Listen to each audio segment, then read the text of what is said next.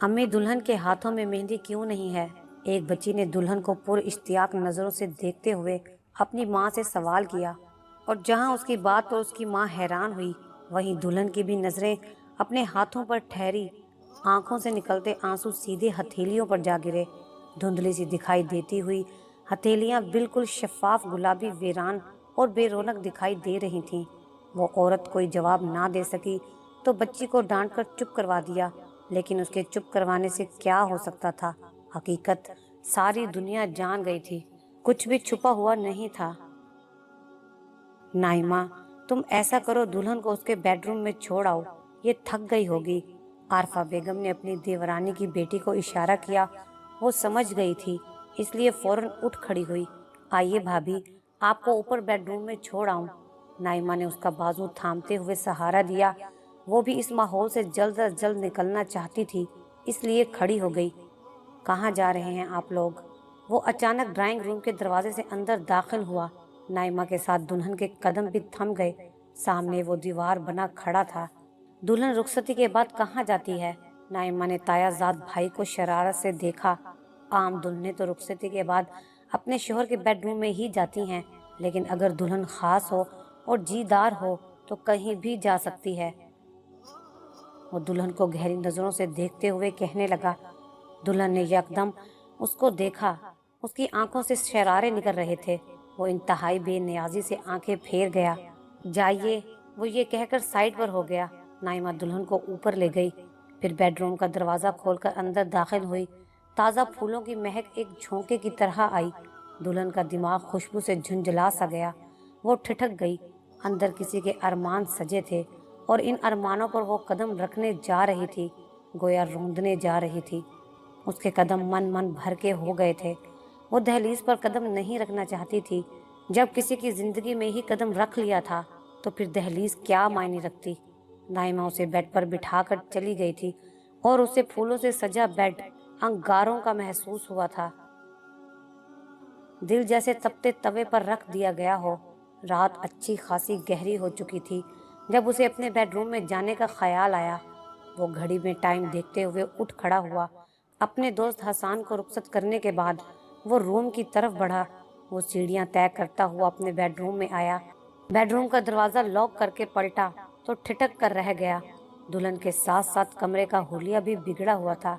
انتہائی خوبصورت پھولوں کی چادر نیچے زمین پر گری پڑی تھی۔ سائڈ ٹیبل پر رکھے گئے گلدان ٹوٹ کر پھولوں سمیت زمین پر بکھرے ہوئے تھے۔ ڈریسنگ ٹیبل کی ساری چیزیں اوندھی پڑی تھیں۔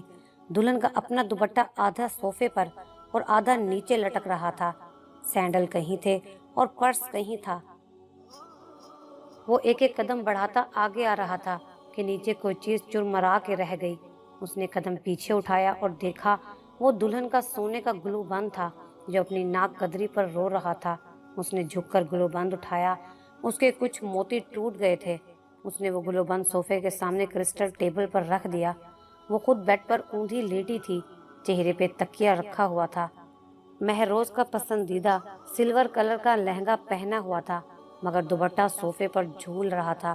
وہ قدم بچا بچا کر بیڈ کے قریب آ گیا۔ ربی، اس کی بھاری آواز بآسانی اس کے کانوں تک پہنچی تھی۔ ربی، اس نے دوبارہ آواز دی، مگر وہ ٹس سے مس نہ ہوئی۔ وہ جیسے ہی تھوڑا قریب ہوا، اس کی نظر دلہن کی کمر پر پڑی۔ پچھلا گلا خاصا گہرا تھا، دودھیا رنگت سلور رنگ کو ماند کر رہی تھی۔ اس نے بمشکل سے اپنی نظریں چرائیں۔ ہیلو، آپ سو گئی کیا؟ اس نے ہاتھ بڑھا کر اس کا بازو ہلایا۔ وہ اس کے لمس سے یکدم کرنٹ کھا کر اٹھ بیٹھی۔ Don't touch me mister Mehroz Bakht, اس نے انگلی اٹھا کر کہا۔ کیوں، کیا ہوا؟ تم میری بیوی نہیں ہو کیا؟ وہ اس کی آنکھوں میں آنکھیں ڈالتے ہوئے کہنے لگا۔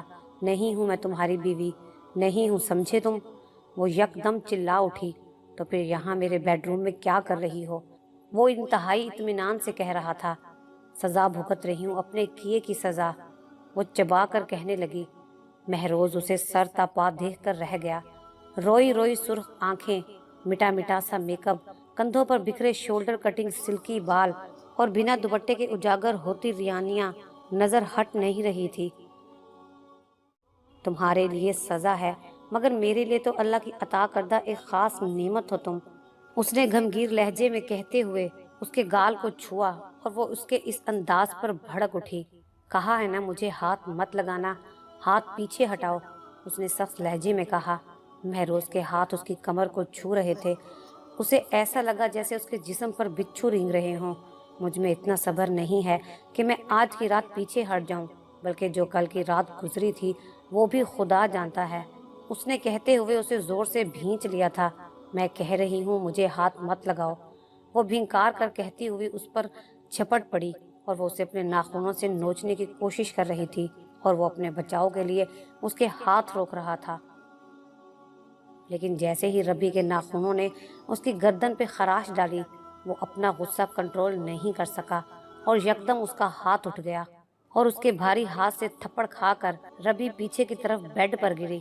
بس بہت ہو گیا تمہارا تماشا، ہر چیز کی حد ہوتی ہے، اپنی حد میں رہنا سیکھو۔ وہ پہلی بار یوں غصے سے دھاڑا۔ تم مجھے حد بتا رہے ہو؟ حد تم نے پار کی ہے۔ وہ تھپڑ کی تکلیف بھول کر پھر سیدھی کھڑی ہوئی۔ مجھے حد پار کرنے کا راستہ تم نے دکھایا تھا، وہ زور دے کر بولا۔ میں نے تو صرف ایک شرارت کی تھی، وہ روحانسی ہوئی، لیکن میں نے کوئی شرارت نہیں کی۔ میں کل بھی سنجیدہ تھا، آج بھی سنجیدہ ہوں۔ تم کسی بھی کورٹ پہ چلی جاؤ، میرا قصور کہیں بھی ثابت نہیں ہوگا، اس نے چبا کر کہا۔ تم اتنے بے قصور بھی نہیں ہو، وہ چیخی۔ میں اتنا قصوروار بھی نہیں ہوں۔ اس نے کاندھے اچکائے۔ تم ایک دن بہت پچھتاؤ گے اپنے فیصلے پر، فی الحال تو پچھتانے کا وقت تمہارا ہے۔ وہ پھر سے پرسکون ہو چکا تھا۔ سید مہروز بخت، تم نے بہت ہی خسارے کا سودا کیا ہے، وہ مسکرا کر بولا۔ تمہیں کیا پتا کہ اس سودے میں سب سے زیادہ فائدہ مجھے ہی حاصل ہوا ہے تمہاری صورت میں۔ وہ اس کے سراپے کو مسکراتی نظروں سے دیکھ رہا تھا۔ خوش فہمی ہے تمہاری، وہ نفرت سے بولی۔ یہ تو بات کی بات ہے کہ کون خوش فہم ہے اور کون غلط فہم۔ پہلے تم یہ بتاؤ، تم چینج کرو گی یا لائٹ آف کر دوں؟ اس کے لہجے اور نظروں کا مفہوم وہ انجان ہو کر بھی سمجھ گئی تھی اور اس کے جسم میں سنسنی دوڑ گئی، اس کا خون کھول اٹھا تھا۔ تم کہنا کیا چاہتے ہو؟ جو تم سمجھ چکی ہو، وہ کہتا ہوا اس کی طرف بڑھا، لیکن وہ بدک کر پیچھے ہٹی۔ میں ہنگامہ مچا دوں گی اگر تم نے مجھے ہاتھ لگانے کی کوشش کی تو، اس نے دھمکی دی۔ مسز ربی بہروز بخت، یہ آپ کی بھول ہے کہ میں آپ کی دھمکیوں میں آ کر آپ کو چھوڑ دوں گا اور اپنے حق سے دستبردار ہو جاؤں گا۔ میں ایسے لوگوں میں سے نہیں ہوں۔ میں اپنی ضد پوری کرنا جانتا ہوں اور بہتر ہے آپ میرے ساتھ سیدھی طرح پیش آئیں، ورنہ مجھے الٹا پیش آنے میں بھی وقت نہیں لگتا۔ یہ تو آج آپ دیکھ چکی ہیں۔ وہ اسے کلائی سے پکڑ کر اپنی طرف کھینچ چکا تھا۔ ایک مرد سے مقابلہ کرنا اس کے بس سے باہر ہو گیا تھا۔ اس کی ساری جد و جہد ناکام ہو گئی تھی۔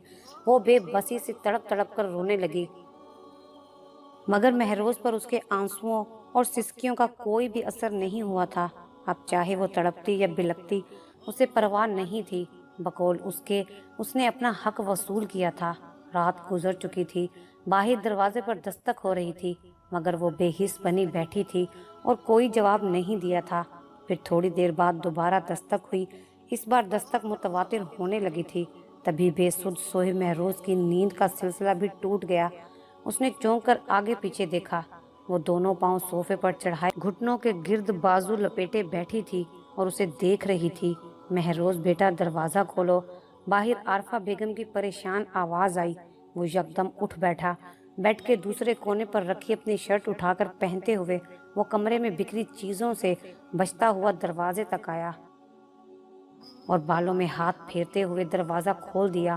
گڈ مارننگ موم، اس نے ہمیشہ کی طرح کہا۔ کیا بات ہے، سب خیریت تو ہے نا؟ کب سے دروازہ بجا رہی ہوں؟ انہیں پریشانی ہوئی۔ جی سب خیریت ہے، میں سو رہا تھا اس لیے پتہ نہیں چلا۔ اس نے پریشانی کم کرنی چاہی۔ وہ ربی کیسی ہے؟ عارفہ بیگم نے ٹھہر کر پوچھا۔ اندر آ کر دیکھ لیں کیسی ہے، اس نے دروازے سے ہٹتے ہوئے کہا۔ کیوں، کیا ہوا؟ وہ باہر سے ہی اندر کا حال دیکھ چکی تھی۔ آپ نوکرانی کو کہیں کمرے کی صفائی کر دے، اس نے سر جھٹک کر کہا۔ اور ناشتہ؟ نہیں، ناشتہ میں نیچے آ کر ہی کروں گا۔ یہ کیا بات ہوئی؟ اور دلہن کہاں پر کرے گی؟ اس کا ناشتہ آپ اوپر بھیج دیں، وہ اکیلی ناشتہ کرے گی۔ فی الحال تو اکیلی بھی کر لے تو بہت ہے۔ عارفہ بیگم بات سمجھ گئی تھی۔ ٹھیک ہے، میں ملازمہ کو بھیجتی ہوں۔ वो ये कहकर पलट गई और वो अंदर आ गया। इतनी सहमी हुई क्यों बैठी हो? भूख की वजह से, थकन की वजह से, या नींद की वजह से? वो उसके बराबर सोफे पर आकर बैठा, लेकिन उसने फिर भी सर नहीं उठाया। ओके यार, ना बोलो, तुम्हारी मर्जी, आज का दिन तुम्हारा है। वो कहता हुआ उसके बालों को छेड़ता उठ खड़ा हुआ और वॉशरूम चला गया। मुलाजमा कमरे में आकर सफाई करने लगी और अंदर ही अंदर हैरान हो रही थी। बेगम साहिबा, आप बेड पर बैठ जाएं, मैं सोफ़ा भी साफ कर देती हूँ। सोफे पर फूलों की पत्तियां बिखरी पड़ी थीं, लेकिन उसका पारा हाई हो गया। दफा हो जाओ यहाँ से, मैं आग लगाकर सब कुछ जला दूंगी। वो मुलाजमा पर चिल्लाने लगी। इतने में वो वॉशरूम से बाहर निकला। तुम जाओ, ये काम बाद में कर लेना, उसने मुलाजमा को नरमी से जाने का कहा। वो सर हिलाकर चली गई। अलबत्ता वो बाकी सारी सफाई कर चुकी थी। क्या पागल हो गई हो? हाँ, मैं पागल हो गई हूँ, तुमने मुझे पागल कर दिया है। वो काट खाने को दौड़ी। बस सिर्फ 2 दिन में ही, उसने उसे छेड़ते हुए कहा, और वो बेबसी के इस मकाम पर आ गई थी कि बार बार आंसू आ रहे थे। तुमने मुझे मेरे अपनों से दूर कर दिया महरोज बख्त, तुमने मुझे सबकी नज़रों में गिरा दिया, कहीं का नहीं छोड़ा मुझे। वो रोते हुए कह रही थी। और मुझे अपनी तरफ माइल भी तो तुमने खुद किया था। क्यों मुझे अपनी झलक दिखाई? क्यों रागिब किया मुझे? वो उसे दोनों कांधों से पकड़े झिंझोड़ते हुए बोला, मुझे क्या पता था कि तुम इतनी कमज़ोर नीयत हो कि तुम्हारी कोई ज़ुबान ही नहीं। मर्द की नीयत कमज़ोर नहीं होती, उसे औरत कमज़ोर बनाती है। तुम्हारी तरह झलक दिखाकर, अदाएं दिखाकर। तुमने अगर उस रात वो सब ना किया होता तो तुम्हारी जगह कोई और होती और महरोज बख्त की बीवी बनने पर फख्र कर रही होती। जो किया उसे चुपचाप भुगतो, अपनी गलती का इल्ज़ाम मेरे सर मत डालो। तुम्हारे इस वावैले से कुछ नहीं होगा। गलती करके भी ना मानना एक और बड़ी गलती है तुम्हारी। वो झटके से उसे छोड़कर पीछे हटा। मैं अगर अपनी गलती भुगतूं तो तुम्हें भी अपनी गलती की सज़ा भुगतनी होगी। वो ज़ोर से चीखी, मैं तुम्हारी सज़ाओं के लिए तैयार हूँ, जी जान से। वो शीशे के सामने खड़ा बाल बनाने लगा और वो नफरत से रुख मोड़ गई। मुलाजमा उसका नाश्ता भी ले आई थी, मगर उसने वापस भेज दिया। वो पिछले 1 घंटे से मुसलसल अपनी मॉम का नंबर डायल कर रही थी, मगर मुसलसल नंबर ऑफ जा रहा था। और परेशानी की बात यह थी कि मॉम के साथ डैड का नंबर भी ऑफ था। तंग आकर लैंडलाइन नंबर डायल किया। हेलो, कॉल रिसीव करने वाली मुलाजमा थी। रजिया, मैं रबी बात कर रही हूँ, मॉम से कहो मैं बात करना चाहती हूँ, उसने बेकरारी से कहा। सॉरी बीबी जी, बेगम साहिबा ने कहा है वो आपसे बात नहीं करना चाहती, मुलाजमे ने कहा। लेकिन रजिया, तुम उनसे कहो खुदा के लिए मैं सिर्फ एक बार। उसने कुछ कहना चाहा, मगर दूसरी तरफ से फ़ोन बंद कर दिया गया और फ़ोन उसकी मॉम ने बंद किया था। वो दूर बैठी भी समझ गई थी। क्या बात है बेटा, यहाँ क्यों बैठी हो? आरफा बेगम की नज़र लाबी में बैठी अपनी बहू पर पड़ी। खैरियत तो है, किसी का फ़ोन आया था क्या? उन्होंने फ़ोन के करीब बैठे उसे देखते हुए कहा। नहीं, तो फिर तुमने कॉल की है क्या? जी। किसको? अपनी मॉम डैड को। अच्छा, बात हो गई उनसे? क्या कहते हैं? आरफा बेगम को सुनकर खुशी हुई। कहते हैं मुझसे बात नहीं करनी, उन्होंने भी मुझे धुतकार दिया। आरफा बेगम की खुशी मान पड़ गई। अरे नहीं बेटा, ऐसा नहीं कहते, वो तुम्हारे माँ बाप हैं, तुमसे नाराज नहीं रह सकते। ये सब बस वक्ती गुस्सा है, जब गुस्सा उतर गया तो सबसे पहले तुम्हारा ख्याल आएगा। उन्होंने सर पर हाथ फेरते हुए कहा। डैड का गुस्सा वक्ती हो सकता है, मगर मॉम का नहीं, वो अपने भाई से कम नहीं है। लेकिन बेटा, तुम्हारे लिए उनके दिल में नरम गोशा हमेशा रहेगा। अगर नरम गोशा होता तो वो कल मेरी जिंदगी के फैसले पर यूं चुप रहकर मामू का साथ ना देती। वो बदगुमान हुई थी। लेकिन बेटा, बात असूल की और सच्चाई की थी। तुम्हारी मॉम अलियास भाई का साथ ना देती तो वो लोग झूठे पड़ जाते। ऐसी कौन सी क़यामत आ गई थी जहाँ नौबत असूल और सच्चाई तक चली गई। एक ज़रा सी बात को सबने इशू बना दिया। मेरे हंसी मजाक को मेरे गले का तोप बना दिया था। बस बेटा, ये सब किस्मत की बात है। अल्लाह ताला की रज़ा थी, अल्लाह ताला की रज़ा में राज़ी होना सीखो। और वैसे मेरे साथ अच्छा तो आप और आपके बेटे ने भी नहीं किया, मैं कभी माफ़ नहीं करूँगी। उसने मुझे सबकी नज़रों में गिरा दिया है, नफ़रत है मुझे उससे और खुद से भी। ये कहकर वो खड़ी हो गई। अंदर ब्यूटिशियन तुम्हारा इंतज़ार कर रही है। कौन ब्यूटिशियन? अरे पागल, आज शाम तुम्हारी शादी की रिसेप्शन है ना। मैं नहीं जाऊंगी, तैयार नहीं होना मुझे। नहीं बेटा, ऐसा नहीं करो। एक गलती तुमसे पहले हुई, एक अब कर रही हो।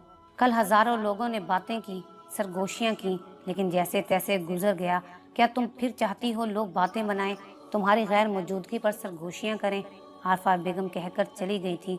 वो कितनी ही देर सोचती रही, रोती रही, फिर अचानक कदम उठाते हुए उस कमरे में दाखिल हो गई जिस कमरे में ब्यूटिशियन उसका इंतजार कर रही थी। जब वो तैयार होकर नीचे उतरी तो आरफा बेगम के कदम थम गए थे। मल्टी शेड लहंगे में उसकी दूधिया रंगत और भी चमक गई थी, और ऊपर से उसके तीखे नैन नक्श उसकी खूबसूरती को चार चांद लगा रहे थे। मॉम, और कितनी देर है? डैड 2 बार फोन कर चुके हैं। महरोज बेध्यानी में अंदर दाखिल हुआ, लेकिन दुल्हन को देखकर वो हैरान रह गया। चलो देर हो रही है, उन्होंने चौंकाया, लेकिन मैरिज हॉल पहुंचने तक उसकी नज़र उस पर टिकी रही। यही तो झलक थी जो वो पागल हो गया था, और वो आज उसके हमरा थी। भाभी के घर वाले नहीं आए क्या? हसान ने महरोज से सवाल किया। नहीं यार, महरोज ने जवाब दिया। क्यों नहीं आए? देखो, तुम अच्छी तरह जानते हो, लेकिन यार उन्हें ख्याल करना चाहिए था। भाभी उनकी अकलौती औलाद है, इस तरह ताल्लुक तोड़ना हैरत की बात है। हसान ने रबी का अकेलापन नोट करते हुए कहा था। उनकी बेटी है, उनकी मर्जी। महरोज ने लापरवाही से कहा। कसूरवार तुम हो, सजा सिर्फ भाभी को क्यों मिल रही है? तुम्हारी वजह से सारे रिश्ते टूट गए और तुम ठाठ से इंजॉय कर रहे हो। ओए यार, बस बस, अपने ऊंचे अदरश अपने तक रखो। उसने सुन लिया तो हंगामा मचा देगी। वो तो पहले ही अपना कोई हमनवा ढूंढ रही है। सूफी अलियास से फिर कोई राब्ता हुआ? नहीं यार, लेकिन कोशिश करूंगा सब ठीक हो जाए। अब चलते हैं इस कहानी के कुछ माजी की तरफ। आखिर हुआ क्या था? रबी, उठकर शावर ले लो, मैंने नाश्ता बना दिया है। आज इतनी जल्दी? हाँ, अलियास भाई मिलने आ रहे हैं। मगर क्यों मिलने आ रहे हैं? शायद किसी जमात के साथ आए थे, आज वापस इस्लामाबाद जा रहे थे, तो मिलकर जाएंगे। सिर्फ मिलकर जाएंगे या लेक्चर भी देकर जाएंगे? बस कर दो रबी, जल्दी तैयार होकर आओ। वो नीचे आई। सकीना बेगम जस बज हुई। अब क्या हुआ? रबी ने कहा। कोई और कपड़े नहीं थे पहनने के लिए? उन्होंने टाइट जीन्स पर वाइट शर्ट को नागवारी से देखा। मेरे सारे कपड़े ऐसे ही हैं मॉम, अलियास भाई को पसंद नहीं है क्या ऐसे लिबास? वो पहली बार तो मुझे इन कपड़ों में नहीं देख रहे, कई बार देख चुके हैं। और मॉम, मैं अपने घर में हूँ, बेगम साहिबा सूफी साहब आए हैं, मुलाजमा ने बताया। तुम भी नाश्ता करके जल्दी आना, मैं जा रही हूँ। वो ये कहकर ड्राइंग रूम की तरफ दौड़ गई। खतीजा भाभी और बच्चे कैसे हैं? सकीना ने पूछा। सब ठीक हैं, तुम्हें सलाम दिया है, अलियास ने जवाब दिया। वालेकुम अस्सलाम। वैसे उनसे मिले बहुत दिन हो गए हैं। फातिमा तुम्हें और रबी को बहुत याद करती है, तो फ़ोन पर बात कर लिया करे वो हमसे। नहीं सकीना, फ़ोन के राब्तों को मैं ठीक नहीं समझता। उन्होंने फ़ोन की बात टाली। वैसे रबी बेटी कहाँ गई? वो नाश्ता कर रही है। यूनिवर्सिटी की छुट्टी थी तो संडे को देर से उठी है। अच्छा, अस्सलामुअलैकुम मामू जान, रबी ने आते ही कहा, लेकिन उसके लिबास को देखकर उनके चेहरे पर नागवारी उतरी। मामू, फातिमा कैसी है? ठीक है, कभी लाहौर लाए ना उसे, वो घर से बाहर नहीं निकलती। क्यों मामू? वो आज़ाद नहीं घूमती। यानी आपने उन्हें घर में कैद किया हुआ है? बेटा, अपने घर में कोई कैद नहीं होता। अगर आप हमेशा के लिए उन्हें एक ही जगह रखेंगे, चाहे वो बेडरूम ही क्यों ना हो, कैद ही होती है। वो भी तो उनकी भांजी थी, ठीक से जवाब देना आता था उसे। सकीना ने आंखें दिखाते हुए कहा। रबी, मॉम की आंखों से गुस्सा साफ दिखाई दे रहा था। Sorry mom. ये कहते हुए वो उठ खड़ी हुई। मॉम, मैं बाहर जा रही हूँ, लंच भी बाहर करूँगी, फारिया वालों के साथ। वो खुदा हाफिज करती बाहर चली गई और अलियास साहब देखते रह गए। तुम्हें पता है ये कहाँ गई है? अलियास ने कहा।